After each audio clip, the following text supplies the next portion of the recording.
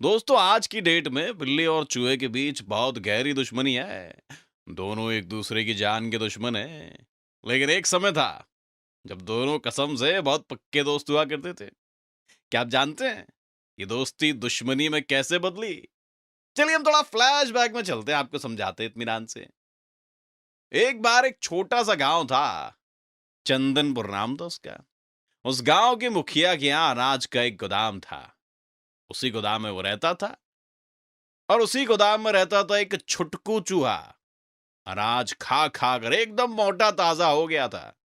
दिन मजे में बीत रहे थे उसके। एक दिन चूहा बाहर टहल रहा था, तभी उसे कोने में बैठी बिल्ली दिखी। क्या हुआ बिल्ली? मैंने 3 दिन से कुछ नहीं खाया। मैं भूखी हूँ। चिंता मत करो, मैं तुम्हारे खाने का इंतजाम करता हूँ। बस जैसा कहूँ वैसा ही करना। बिल्ली मान गई। फिर चूहे ने सारी योजना बिल्ली को बता दी। योजना के अकॉर्डिंग ही चूहा अपने काम पर जो है वो लग गया। हे भगवान, ये चूहा तो मुझे बर्बाद कर देगा। अब क्या करूं मैं भैया?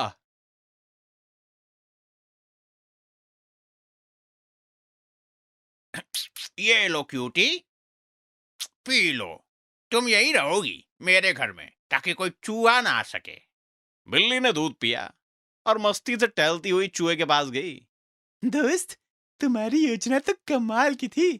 हम दोनों उसी घर में रहेंगे और जब भी मुखिया सामने होगा, मैं तुम्हें पकड़ने का नाटक करूंगी, ठीक है? अब तुम्हें भूखा नहीं रहना पड़ेगा। थैंक यू दोस्त। अब तुम मेरे बेस्ट फ्रेंड हो। बिल्ली और चूहा मजे से अपनी लाइफ जी रहे थे। चूहा गोदाम में गेहूं, चावल, शक्कर खाता रहता और बिल्ली को मुखिया दूध बिस्किट खिलाता। सब एकदम योजना के अकॉर्डिंग ही चल रहा था, एकदम टिंचक मस्त। एक दिन बिल्ली की नीयत बदल गई। मुझे रहने के लिए घर मिल गया, रोज स्वादिष्ट खाना खाने को मिलता है। अब क्यों ना मैं इस चूहे को मारकर भगा दूं? मुखिया इससे खुश होकर मुझे हमेशा के लिए इस घर में रख लेगा।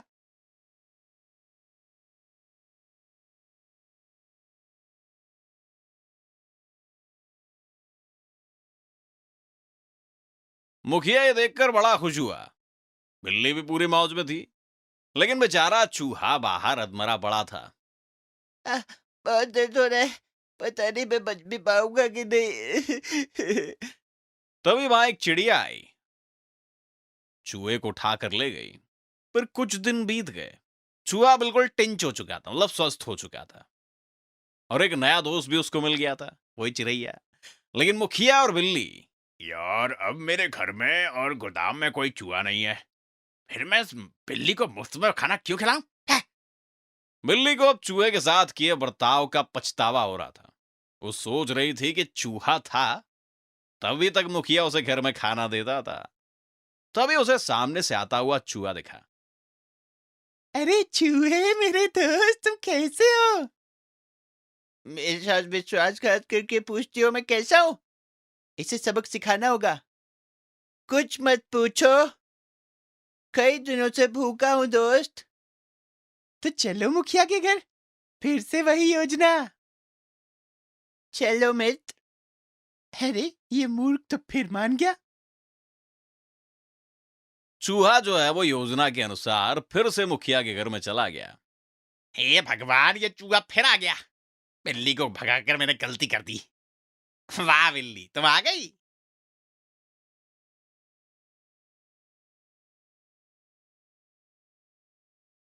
अब तुम्हें सबक मिला। आगे से कभी किसी के साथ विश्वासघात नहीं करोगी अब तुम। चूहा अपनी मौज में अपनी दोस्त चिड़िया के साथ रहने लगा और बिल्ली को मुखिया ने घर के बाहर फेंक दिया। बस, कहानी खत्म। बजाओ ताली।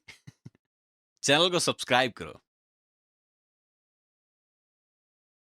कौवा और गरुड़।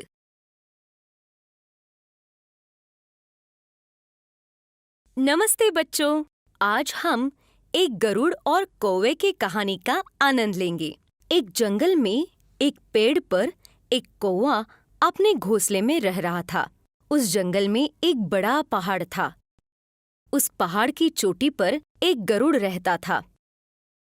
वो गरुड़ भोजन के लिए रोज पहाड़ पर आता था। कौवा रोज उस गरुड़ को उड़ते हुए देखता था। वो देखकर बहुत हैरान हुआ। कौवे ने सोचा कि किसी दिन गरुड़ से मिलकर वो उसे कुछ सवाल पूछेगा। जब गरुड़ भोजन की खोज के लिए यहाँ वहाँ उड़ रहा था, तब कौवे ने उसे रोका और उसे कहा, कैसे हो गरुड़? मैं यहाँ पेड़ पर ही रहता हूँ। मैं तुम्हें हर रोज पहाड़ पर उड़ते हुए देखता हूँ और मैं तुम्हें कुछ सवाल पूछना चाहता हूँ। गरुड़ ने कहा, अरे कौवे, तुम मुझसे कुछ भी पूछ सकते हो, मैं तुम्हें उसका जवाब जरूर दे दूंगा। कौवे ने कहा, आप हवा में इतने ऊंचे कैसे उड़ सकते हैं? गरुड़ ने कहा, मैं जब छोटा था तब उड़ने की बहुत कोशिश करता था। जब मैं सीख रहा था तो मैं कई बार गिर गया, लेकिन मैंने हार नहीं मानी। अब मैं बहुत आसानी से ऊंची उड़ान भर सकता हूँ। जब मैं इतनी ऊंची उड़ान भरता हूँ तो मैं सभी जंगल और झील को देख सकता हूँ, और वो भी बहुत स्पष्ट रूप से। मुझे ऊपर से सारी सृष्टि देखने में बहुत आनंद आता है। जब गरुड़ और कौवा बात कर रहे थे, उनकी बात एक लोमड़ी ने सुनी और लोमड़ी ने कौवे से कहा, अरे कौवा, देखो गरुड़ कितना ऊंचा उड़ रहा है, लेकिन तुम्हारा क्या? तुम इतना ऊंचा उड़ने की कोशिश क्यों नहीं करते हो? गरुड़ ने कहा, देखो लोमड़ी, हर किसी की अपनी अपनी अलग प्रतिभा होती है। आपको हर किसी की सराहना करनी चाहिए। कौवे को और ऊंचा उड़ने के लिए तुम मजबूर नहीं कर सकती हो। लोमड़ी की बात सुनकर कौवा थोड़ा सा दुखी हो गया। उसने ऊंची उड़ान भरने का फैसला किया। गरुड़ ने कौवे को बहुत समझाया, लेकिन कौवे ने उसकी बात नहीं मानी। वो आसमान में उड़ने लगा। जैसे जैसे कौवा ऊंचा उड़ता गया, उसके पंख कमजोर हो गए थे और दर्द करने लगे। वह अपनी ऊर्जा खो रहा था, लेकिन उसने कोशिश जारी रखी। फिर अचानक उसने अपना नियंत्रण खो दिया और वो नीचे आकर जमीन पर गिर गया। उसे चोट आ गई। गरुड़ उसको बचाने के लिए वहां पर आया, लेकिन तब तक कौवे ने अपनी जान छोड़ दी थी। गरुड़ उसे देखकर भी कुछ नहीं कर सका। देखा बच्चों, हम सभी में कुछ विशेष प्रतिभाएं होती है। हमें दूसरों का अनुसरण करने की कोशिश नहीं करनी चाहिए। अगर हम बिना सोचे समझे दूसरों का अनुसरण करने की कोशिश करते हैं, तो हम कुछ हासिल नहीं करेंगे और अपना समय भी बर्बाद होगा। कहानी पर अपनी राय हमें बताएं। टिप्पणियों में अपनी बहुमूल्य प्रतिक्रिया लिखें। हेलो बच्चों, आज हम दो दोस्तों गधे और बंदर की कहानी के बारे में बताने जा रहे हैं। लंबे समय से एक बड़े जंगल में कई जानवर रहते थे। सभी जानवर एक दूसरे के साथ बहुत खुशी से रहते थे। एक गधा और एक बंदर अच्छे दोस्त थे और हमेशा साथ रहते थे। वे अलग-अलग जगहों पर रहते थे, लेकिन खेलने के लिए शाम को मिलते थे। बंदर सक्रिय था और कड़ी मेहनत करता था, लेकिन गधा आलसी और लापरवाह था। एक दिन गधा और बंदर एक आम के पेड़ के नीचे बैठे थे और बोल रहे थे, मेरे प्यारे दोस्त, बरसात का मौसम शुरू होने वाला है। अगर खूब बारिश हो तो बाहर जाना मुश्किल हो जाएगा और खाना भी नहीं मिलेगा। हाँ, तुम सही कह रहे हो, लेकिन अब हमें क्या करना चाहिए? हमें भोजन कहाँ मिल सकता है? इस आम के पेड़ में कई फल लगते हैं। मैं पेड़ पर चढ़कर आम तोड़ूंगा और नीचे फेंकूंगा। तुम आमों को टोकरियों में इकट्ठा करते रहना। फिर हम आम को खा सकते हैं और कुछ बचाएंगे। बारिश का मौसम है और फिर हमारे पास खूब खाना होगा। गधा 1 मिनट के लिए सोचा और फिर उससे सहमत हो गया। ठीक है, हम आम इकट्ठा करते हैं। हम कल सुबह यहाँ आएंगे और ले जाएंगे। फिर वे दोनों वापस अपने स्थान पर चले गए। अगले दिन सुबह बंदर और गधा आम के पेड़ के पास आ गए। बंदर पेड़ पर चढ़ गया और आम को तोड़ने लगा। गधा पेड़ के नीचे सो रहा था।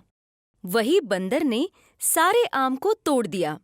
सभी आमों को तोड़ने के बाद बंदर ने गधे से कहा, प्रिय मित्र, मैंने सभी आम तोड़ दिए हैं। अब आपको इकट्ठा करना है।